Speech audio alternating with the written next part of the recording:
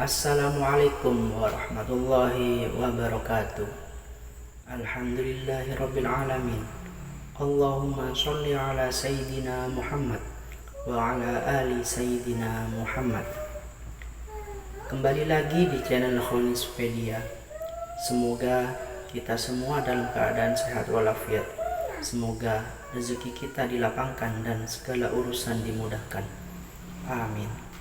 Sebelum lanjut pada pembahasannya, mari kita bersama-sama dukung channel Khonispedia ini dengan cara tekan tombol like, komen, share, dan subscribe-nya agar channel ini dapat berkembang dan dapat terus menjadi penyambung tausiah Islami.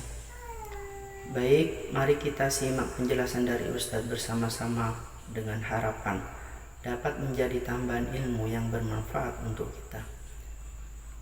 Ustadz, tolong ajarkan saya satu amalan yang dengan itu saya akan mencintai Allah dan tidak akan ada apapun lagi selain Allah dalam hidupku. Jika terlalu banyak, saya tidak sanggup satu amalan saja. Alhamdulillah. Baik. Sudah? Sudah, langsung jawabannya dari Quran saja. Di Quran surah kedua, Al-Baqarah, ayat 222. Sudah?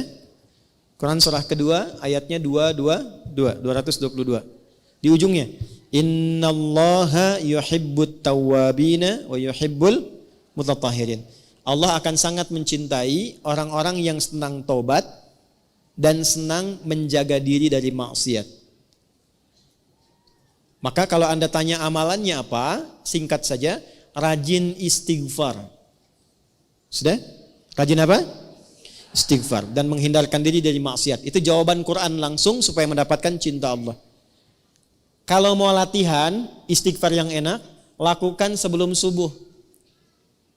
5-10 menit sebelum subuh. Itu ada di Al-Quran surah ke-15 ayat 18. Ada orang-orang yang rutin istighfar sebelum subuh tiba. Nama waktunya sahar. Wabil asharihum yastaghfirun. Astaghfirullahalazim. Astaghfirullahalazim. Astaghfirullahalazim alladzi la ilaha illa huwal hayyul qayyum wa atubu ilaih. Latihan istighfar sampai cirinya begini, cirinya istighfar itu bisa refleks keluar di lisan kita dalam setiap keadaan. Nanti tiba-tiba mau minum bisa istighfar, mau makan bisa istighfar. Kalau sudah lekat dengan itu, tanpa terasa akan ada penjagaan Allah kepada kita dari perbuatan maksiat. Mata nggak mau lihat kecuali yang baik, lisan nggak mau bicara kecuali yang baik, kaki nggak mau diajak jalan bu kecuali pada tempat yang baik. Nah, ketika sudah tercipta kondisi itu tandanya Allah sedang mencintai kita. Karena ciri pertama ketika Allah mencintai seorang hamba adalah menutup semua dosanya dan menjaga dia dari perbuatan maksiat. Itu ada di Quran surah ketiga Ali Imran di ayat 31. Ketika seseorang sudah mendapatkan cinta Allah, maka diberikan tandanya bukan pada harta, bukan pada kedudukan. Jadi kalau ibu misalnya semakin kaya, suami semakin tinggi kedudukan, jangan disimpulkan bahwa itu tanda cinta Allah, jangan. Ya, kalau dalam saat yang sama belum mampu menjaga diri dari perbuatan maksiat. Tanda cinta yang Allah berikan yang pertama pada seorang hamba adalah menghapuskan dosanya dan menjaga hamba itu dari perbuatan maksiat. Qul in kuntum tuhibbunallaha fattabi'uni yuhibbukumullah. Allah akan cintai seorang hamba. Kapan dicintai itu? Wa yaghfir lakum dzunubakum, ketika Allah mengampuni seluruh dosanya dan menjaga dirinya dari perbuatan maksiat. Maka yang lakukan istighfar sampai merasakan kenikmatan istighfar itu. Saya berikan rahasia yang ketiga ya, dan ini mungkin yang terakhir rahasianya. Bu, kalau istighfar sudah rutin dan rutin dilakukan dalam diri, maka yang paling dahsyat itu bahkan bisa menghadirkan nikmat Allah sebelum kita menjalani kebutuhannya. Bahasa gampangnya begini, bahkan perkara rizki pun sebelum butuh Allah sudah siapkan. Sampai ke titik itu. Ya, sampai ke titik itu. Makanya dulu banyak orang-orang yang kalau ingin menarik perhatian Allah, dia banyak istighfar. Atau punya hajat itu, ya sesuatu yang bahkan penting, itu istighfar. Saya pernah cerita nggak di sini kisah tukang roti dengan Imam Ahmad tuh? Pernah nggak? Kan ada seorang tukang roti itu rajin istighfar.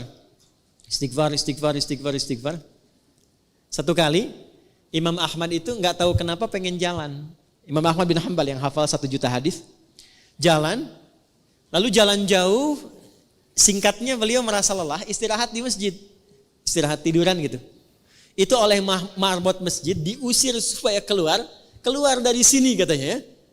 Padahal itu imam besar karena belum tahu ini siapa, imam besar viral, diusir keluar. Istirahatlah di luar masjid, di pelataran. Itu sampai di luar pun diusir juga. Kata Imam Ahmad, saya istirahat sebentar. Enggak, Anda keluar. Ya, orang Arab itu kalau ngusir, pertama idhab, pergi. Kedua barwah, luar. Ketiga rawah.